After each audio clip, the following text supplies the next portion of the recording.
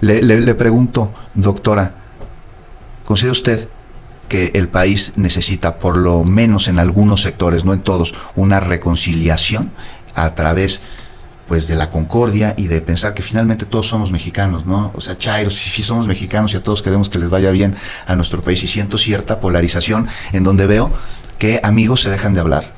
Miembros de una familia, sí. Miembros de una familia se comienzan a dejar de invitar a las comidas de los domingos. No te vayas a traer a tu primo el chairo, o no te vayas a invitar a tu compadre que ya ves que es bien derechairo. Necesitamos una reconciliación. Mira,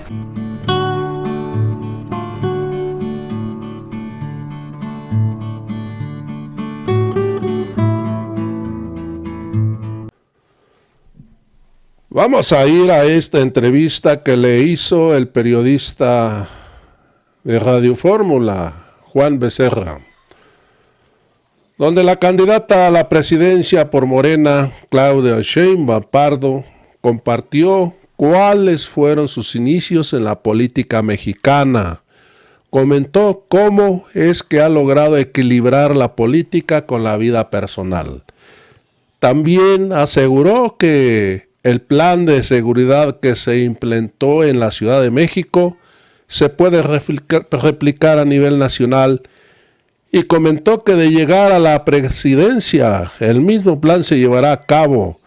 Aprovecho para decir que la polarización es normal, pero que finalizando las elecciones habrá reconciliación, aunque no todos tengan las mismas opiniones.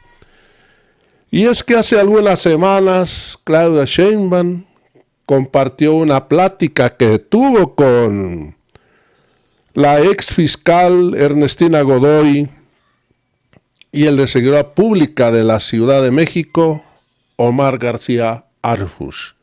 Seguramente esa va a ser su propuesta para la seguridad pública.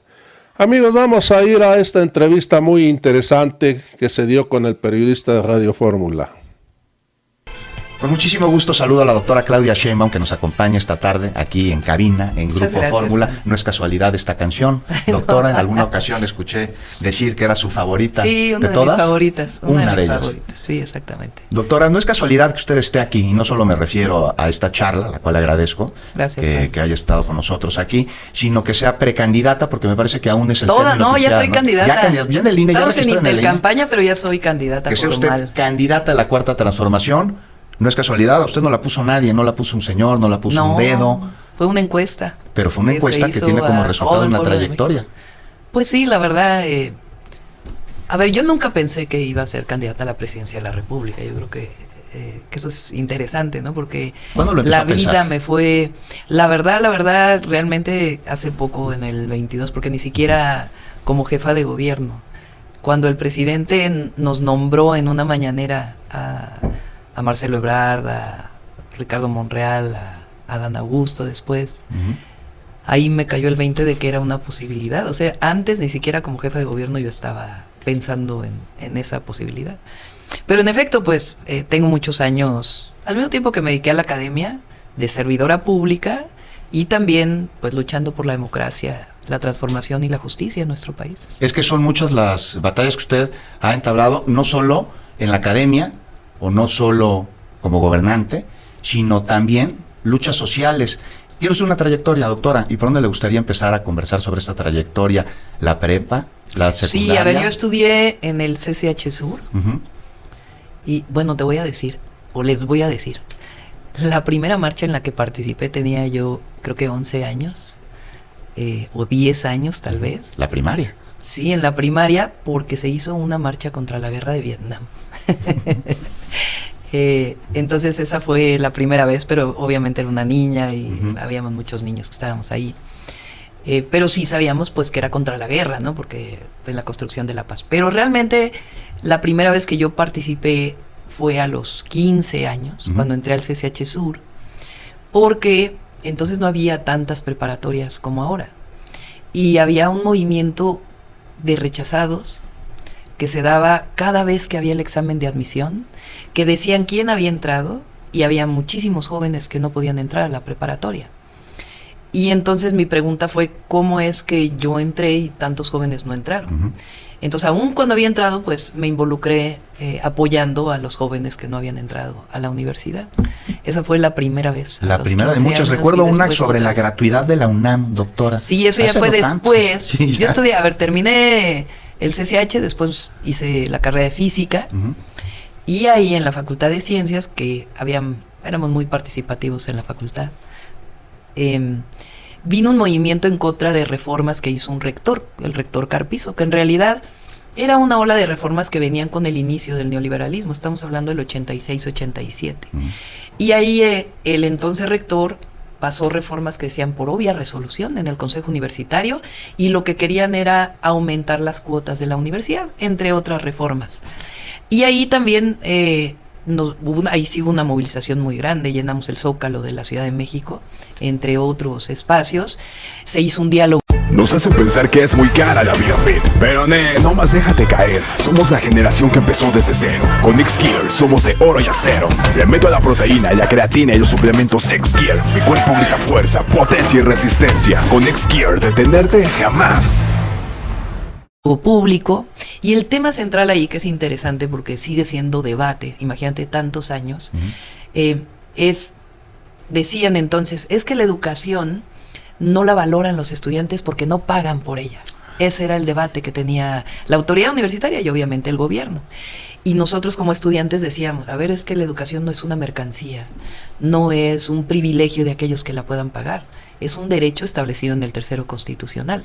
Ahora recientemente ya se puso como tal, la educación superior debe ser gratuita, que por cierto nos va a tocar y lo vamos a hacer. Y entonces hubo una movilización que echó para atrás aquellas reformas. Entonces un movimiento muy alegre, al mismo tiempo que hubo 10 días de huelga en la universidad. Un movimiento muy alegre, dice doctora, y esto me lleva pues a dos cosas. Una, la foto que vi de usted con el ingeniero Cuauhtémoc Cárdenas el otro día, ya que estamos hablando de marchas y de lucha social, que nos remite a aquellos tiempos. Y otro, pues una marcha alegre, la alegría.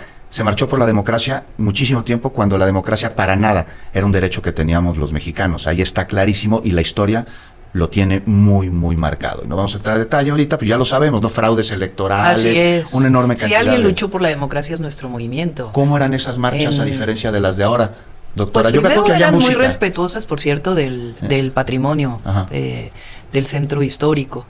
Me acuerdo que nosotros mismos decíamos, a ver, ya vamos llegando, no se puede pintar porque esto es patrimonio. Pero al mismo tiempo con mucha música. El primer concierto masivo que se hizo, porque quienes nos escuchan, jóvenes, que sepan que entonces no había estos conciertos masivos que hoy tenemos en el Zócalo de la Ciudad de México o en otros lugares del país, porque se había cerrado toda movilización popular después del movimiento estudiantil del 68. Los primeros que hicimos un concierto masivo fuimos los estudiantes ahí en las islas de Ciudad Universitaria, y Maldita Vecindad tocó en una de las marchas, arriba de un camión, no era tan conocida como ahora, un camión de redilas, e íbamos entrando al Zócalo y pues aquella música preciosa, ¿no? Es que había estas movilizaciones, manifestaciones que exigían, traían un reclamo, pero había alegría, no había odio. No había odio, pacíficas, pues hay mucho odio, pero sobre todo, bueno, la campaña que vamos a empezar va a ser muy alegre, eso sí, porque tenemos que celebrar que estamos en la cuarta transformación de la vida pública y que por primera vez va a haber una mujer presidenta de la transformación, y vamos a hacer una campaña pues de mucha alegría porque queremos que continúe la transformación y seguir con un México que todavía faltan muchas cosas, es cierto, pero se han hecho muchísimas. Doctora, que continúa la transformación, usted llega a la presidencia de la República, seguirá construyendo la cuarta transformación del país. ¿En qué se diferenciará de la administración del presidente López Obrador o incluso de él mismo? Bueno, son dos periodos distintos. A ver, de él mismo, pues digo, él es hombre, nació en Macuspana, Tabasco, habla, a veces se come las heces porque habla como tabasqueño.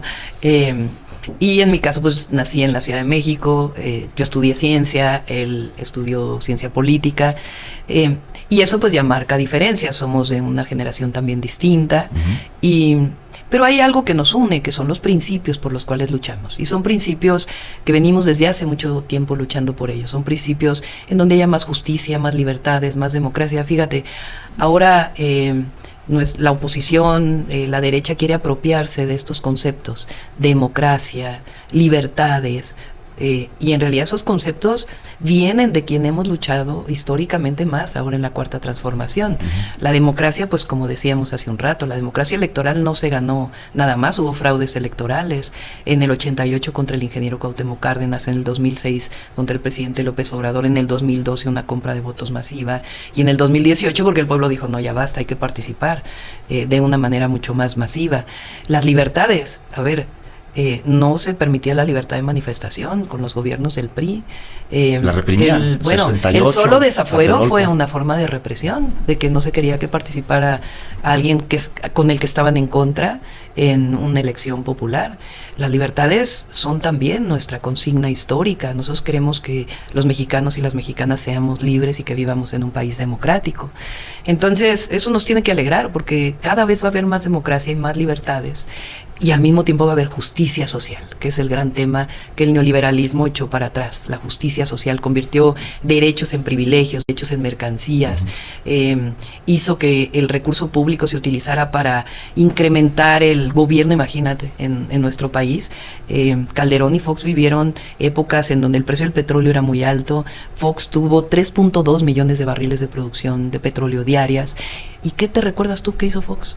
O que hizo Calderón en una obra pública, así como el Tren Maya o pues una barda, refinería. ¿No? Una barda. Sí, me acuerdo de la barda. Sí, me acuerdo de la barda. Doctora, ¿pendientes todavía de la Cuarta Transformación? Sí, hace falta todavía, pues en 6 años no se puede hacer todo, ¿verdad? Más después de 36 años de neoliberalismo. ¿Se están construyendo los cimientos? Sí, bueno, se han construido cimientos y un primer piso, por eso yo digo que vamos al segundo piso. ¿Y de qué se trata? Pues de que siga habiendo recursos públicos para obra pública estratégica, que los programas sociales permanezcan, que profundicemos más en el derecho a la educación, en el derecho a la salud, en la seguridad, que haya todavía más seguridad en nuestro país. La seguridad es un tema, perdón, sí. Doctora, la seguridad, bueno, pues usted cuando gobernó la Ciudad de México disminuyó los índices delictivos pues en un 50%, me parece. El homicidio en 50% y los delitos de alto impacto en casi 60%. ¿Y la percepción de inseguridad también disminuyó? La percepción de inseguridad, fíjense, en 2017, finales del 2017, principios del 18, en la encuesta que se llama ENSU, que es la encuesta nacional de seguridad urbana, en el 2018, 98% de las personas creían que vivían en una ciudad insegura aquí en la Ciudad de México. Por cierto, a nivel nacional ese número era como de 78%. Ahora yo le quiero preguntar, doctora, perdón, si esta estrategia se puede replicar en la República, regresando de una pausa, porque son las 6 de la tarde con 38 minutos. Gracias por continuar con nosotros aquí en Fórmula Noticias y gracias a la doctora Claudia Sheinbaum por continuar también con nosotros. Doctora, nos cayó el corte. Una disculpa, pero no hay problema. Seguimos conversando. Le preguntaba si la estrategia de seguridad que se implementó en la capital del país, que es una estrategia compleja en la que intervienen muchas dependencias y además una estrategia humanista, ¿se puede replicar en el resto de la República y de ser así se esperarían los mismos resultados? Sí, a ver, nada más me quedo con el número porque dije que en 2018 98% de las personas pensaban que vivían en una ciudad insegura y ahora este número se redujo a cerca de 53%. Todavía pues es la mitad de la población, pero redujimos en alrededor de casi el 50%. Así es, un 45%. Sí, entonces, ¿qué fue lo que hicimos en la ciudad? Yo siempre digo que es una estrategia de 4 ejes. La primera, atención a las causas. Se minimiza mucho la atención a las causas y no hay mejor manera de atender la inseguridad que atender a los jóvenes, que darles, y yo no digo oportunidades, es acceso a derechos, porque es derecho de un joven la educación, es derecho de un joven el empleo, es derecho de un joven a divertirse. Esos son derechos, no son la oportunidad de poder estudiar. Entonces nosotros aquí hicimos varios programas, además de Jóvenes Construyendo el Futuro, en donde sacamos a cerca de 11,000 jóvenes de la delincuencia. Hay un programa que se llama Jóvenes Unen al Barrio, en donde se le da 3,000 pesos mensuales, pero los incorporamos a actividades deportivas, culturales, con tutores que entonces eran pues los servidores públicos del gobierno. No es que hubiera alguien que se contrataba, sino que te tocaba coordinar a una persona. Lo segundo fue Más y Mejor Policía, le llamé. Aumentamos en 54% el salario de la policía, mejoramos su uniforme, algo que parece menor, pero que dignifica el trabajo de una policía o de un policía, cambió la manera de preparar a las policías, y luego inteligencia e investigación. Porque se usa mucho ahora el tema de la tecnología, ¿no? Nosotros sí aumentamos de 14,000 a 75,000 cámaras, pero no hubiera sido importante eso si no hubiera estado acompañado de la capacidad para la policía de hacer inteligencia e investigación. Mira, voy a tomar 2 minutos. Cuando en nuestro sistema penal acusatorio, para quien nos escucha, si alguien vivió un robo, por ejemplo, y no llega la policía en el instante, al otro día el policía, aunque le diga a uno, esa persona me robó, no lo puede detener. Tiene que haber una orden de aprehensión. Para que haya una orden de aprehensión, la fiscalía tiene que hacer carpetas de investigación con pruebas. Y para que haya carpetas de investigación con pruebas, pues tiene que haber inteligencia y investigación. Entonces, lo que logramos nosotros es que en la policía hubiera un área importante de inteligencia e investigación vinculada con los policías y a su vez en coordinación con la Fiscalía General de Justicia de la ciudad. Mayor facultad a la policía. Y además, la coordinación con la Guardia Nacional, con la Sedena, con la Marina, con la Secretaría de Seguridad Pública Federal, y eso logró pues estos resultados. Y sí se puede llevar a nivel nacional con las características de cada una de las entidades, pero además pues tenemos la Guardia Nacional, que hay que fortalecer, consolidarla, que tenga su área de inteligencia y investigación, que sean primeros respondientes. Tenemos una estrategia también a nivel nacional que tiene que ver con lo que se hace ahora de atención a las causas y al mismo tiempo fortalecer esta parte de coordinación con la Fiscalía para, pues, no importa cuál es la razón de por qué hubo un robo con violencia, un homicidio, finalmente tiene que disminuir la impunidad. Y mientras se atienden las causas, que lleva su tiempo atender la comisión del delito que se está llevando a cabo en la actualidad, como se hizo en la capital del país. Me dice que sí es replicable claro que en es el replicable. resto de la República. Doctora, en otro tema que además desde nuestros días, fíjese que hice un apunte de Francis Bacon, porque dice en una obra que usted, me imagino, debe conocer como científica, que se llama De la dignidad y el crecimiento de la ciencia. Y hay una frase que dice: calumnia con audacia siempre quedará algo. En una temporada de guerra sucia que se vive en el país, de muchas mentiras, ¿no? Mira, es una manera de decirlo distinto, ¿no? Como lo dice el presidente, de lo que no mancha tizna, ¿no? Exactamente. ¿Es necesario mentir para competir en una elección? No, ¿Qué opina, doctora? no. O sea, a ver, la guerra sucia yo creo que es parte de alguien que odia, que es un proyecto de nación. A ver, quien hace una guerra sucia, ¿qué le propone al país? Odio. Sí. Le propone descalificaciones, le propone mentiras.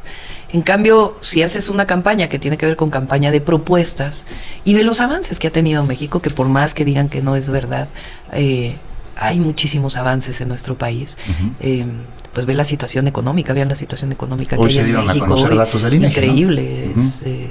Crecimiento de 3.2, lo dijo hoy la secretaria de Economía mientras hablaban de esta nacionalización de esta empresa de sal, pero habló de lo que significan los números. O sea, de los países de la Organización para la Cooperación y el Desarrollo Económico fuimos de los que más crecimos, de los que menos inflación tenemos, de los que menos desempleo tenemos y al mismo tiempo donde se redujo la pobreza y disminuyó las desigualdades. Bueno, pues ¿funciona el modelo, sí o no? Pues sí, ¿no? Pues ahí están los números, ¿no? Eso no lo decimos de usted ni yo, sino los propios números. Y sobre esta, pues mentira, esta guerra sucia de la que habló el presidente, de la que estamos platicando con esta frase de Francis Bacon, pues yo le pregunto, porque hay quienes dicen que las encuestas, y es que todas la favorecen, doctora, o todas las series que se publican en diarios de circulación nacional, que no es cierto, que no sirven, que están cuchareadas, ¿no? Pues es que ¿qué otra cosa iban a decir? Ahora yo le pregunto a usted sobre estas encuestas, ¿usted cómo las toma? Usted es científica.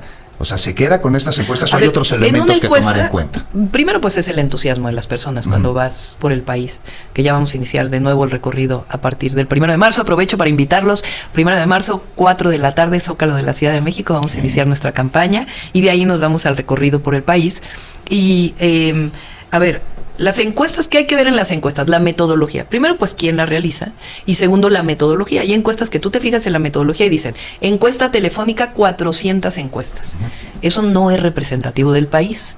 Cuando son encuestas casa por casa y al menos hay 1,200 preguntas, encuestas que se hayan hecho, entonces comienza a ser representativa con un más o menos 3% de margen de error. Así es. Entonces, pues esas encuestas que tienen esta metodología si son representativas, si no son sondeos u otro tipo de... No, por eso digo, hay que ver cuál es la metodología. ¿Confía en las encuestas que se están dando? Yo confío en el pueblo de México. Eso es lo esencial. ¿Qué otro elemento toma en cuenta además de las encuestas, doctora? Pues el entusiasmo, la alegría que hay cuando vamos a las entidades de la República, y nosotros, ya saben que nosotros trabajamos con un método que nos ha resultado siempre, que es el casa por casa.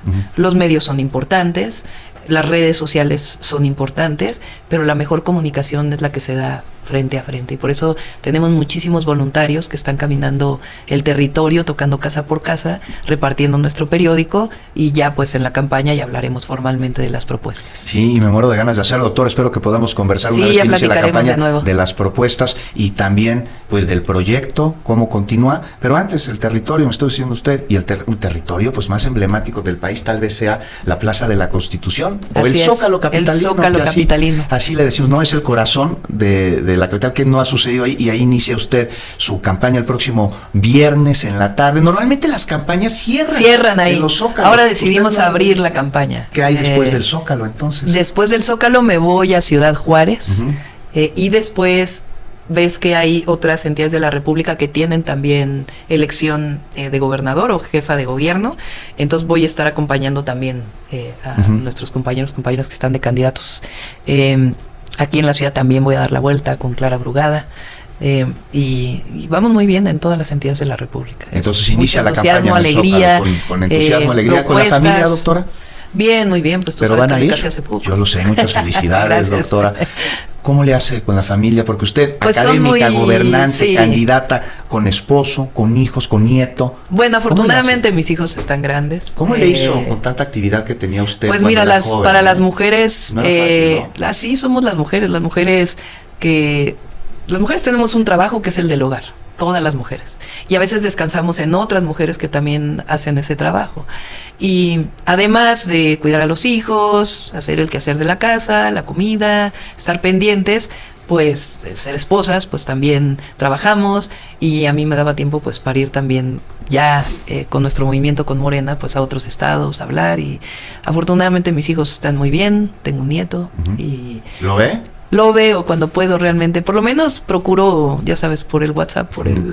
Pero no es lo mismo Pero que no es lo mismo ¿no? que cargarlo, acariciarlo. Hace una semana estuve con él y también hay que dejarle su tiempo a los hijos, ¿no? ¿Ya qué edad tiene el nieto? Tiene 9 meses ya. Tiene 9 Pablito, meses. sí. ¿Cómo se porta? Bien, muy bien, se porta bien, pero sí es muy activo. Pues como deben ser los niños. Y como no lo hurta, ¿no? Lo hereda, Sí. doctora. ¿Cómo le hacía usted con la academia, doctora, con los niños, para llevarlos, para traerlos? ¿La acompañaban? Sí, pues a ver, mira, Debe haber hubo sido una muy exigente con la época... tarea, ¿no? Sí, hubo una época en que, a ver, yo trabajaba en la UNAM de investigadora, pero no, los salarios no alcanzaban, entonces tenía otro trabajo, y aparte pues había que llevar a los niños a la escuela, recogerlos, también pues compartía parte del trabajo, pero pues como siempre pasa, que no debería ser así, pues recae mucho del cuidado en las mujeres, que por cierto vamos a presentar una propuesta en torno a ello. Justo eso lo iba a preguntar, Sí. doctora, porque pues sin derechos hacia las mujeres y la visibilización de la invisibilización histórica que así haya se ha ejercido durante siglos, no podría haber transformación, ¿no? Así es, pues por eso hoy la transformación también tiene rostro de mujer. Doctora, ¿qué piensa usted en el día, cuando se imagina cómo va a ser el día de la elección y que qué le sucede? ¿Le dan cosquillitos en el cuerpo? No, pues va a ser mucha alegría porque vamos vamos a ganar y vamos a estar ¿Cómo ves celebrando. No me lo había imaginado hasta ahora que me preguntas, Juan, pero creo que va a ser de mucha emoción, ilusión y mucha responsabilidad también. ¿Es necesario cuidar la elección? Responsabilidad.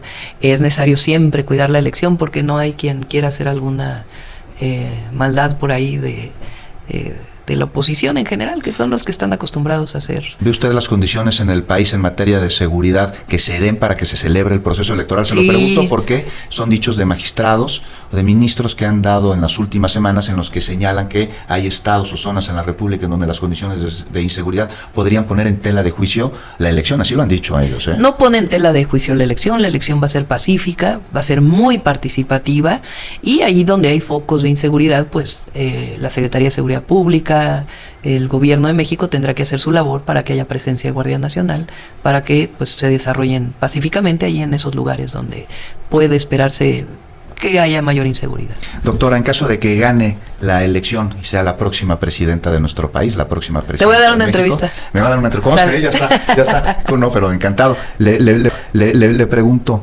doctora, ¿considera usted que el país necesita, por lo menos en algunos sectores, no en todos, una reconciliación a través pues de la concordia y de pensar que finalmente todos somos mexicanos, ¿no? O sea, chairos, sí somos mexicanos y a todos queremos que les vaya bien a nuestro país, y siento cierta polarización en donde veo que amigos se dejan de hablar, miembros de una familia, que no, miembros de una familia se comienzan a dejar de invitar a las comidas de los domingos. No te vayas a traer a tu primo el chairo, o no te vayas a invitar a tu compadre que ya ves que es bien derechairo. Necesitamos una reconciliación. Mira, las elecciones naturalmente, bueno, no naturalmente, no es la palabra adecuada. Las elecciones, por la condición en la que están, polarizan. Porque finalmente está por definirse en 2 proyectos de nación. Pero eso es lo que la gente va a decidir. Pero eso no significa... Sí, en el 2006 yo recuerdo también que fue muy polarizado. Lo importante es que eso no trascienda un odio personal. No debe haber discriminación, no debe haber odio. Y no debe haber esta idea de que porque pensamos distinto, que es parte de la democracia. Ahora, también entre todos tenemos que responsabilizarnos de no decir mentiras, de no calumniar.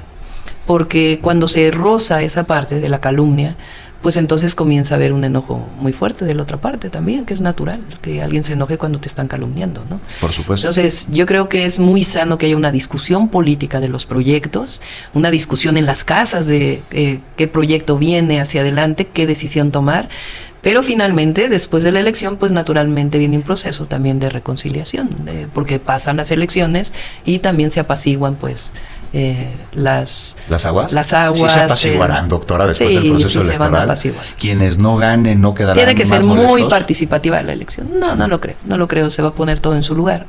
Y como va a ser una elección pacífica, pues también. Ahora, siempre va a haber oposición. Y qué bueno. Es intrínseco de la democracia. Malo sería que alguien quisiera que hubiera pensamiento único, que todos pensáramos igual. Pues como personas pensamos distinto, pues obviamente como partidos políticos pensamos distinto, y en la sociedad también se piensa distinto. Este país es muy diverso. Lo importante es que ahora se tome una decisión informada en la elección y que posterior a ello pues entremos al proceso de construcción también. Doctora, ¿y será posible construir esta reconciliación a través de darnos a entender todos los mexicanos que una oposición es necesaria, como usted acaba de decir, porque es un contrapeso que tiene que vigilar al gobierno? En cualquier país del mundo una oposición hace su trabajo parlamentario e incluso trabaja con el grupo político que está en el poder de la mano a favor de la ciudadanía. ¿Usted ve esta posición en México así? Pues depende de cuáles sean las propuestas, porque hay también posiciones que frente a proyectos de nación pues no son reconciliables, pero tampoco pasa nada. A ver, y además esta idea de que está muy polarizado el país también hay que ponerla en su justo término. Okay. Por ejemplo, recientemente hubo un acuerdo del aumento al salario mínimo.